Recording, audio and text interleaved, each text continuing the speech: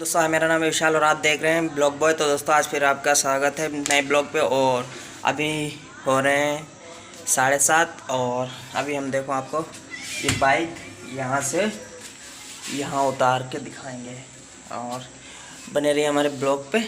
अब देख चलिए करता हूँ कंटिन्यू।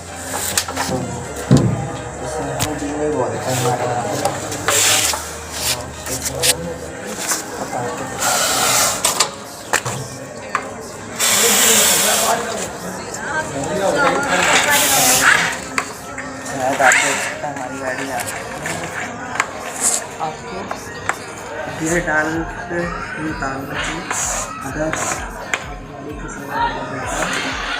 ऐसे बोलो जैसा कि अब पैसे डिपॉजिट करने आया हूँ करता हूँ।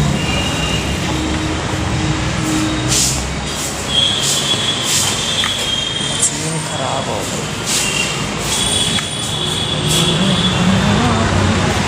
मशीन ही खराब हो गई बड़ौदा। कल शाम को भी नहीं काम कर रही थी।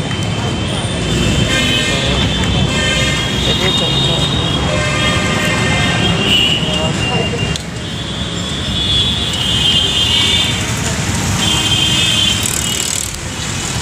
ये यहाँ दुर्गापुरी में शाखा है बड़ौदा की।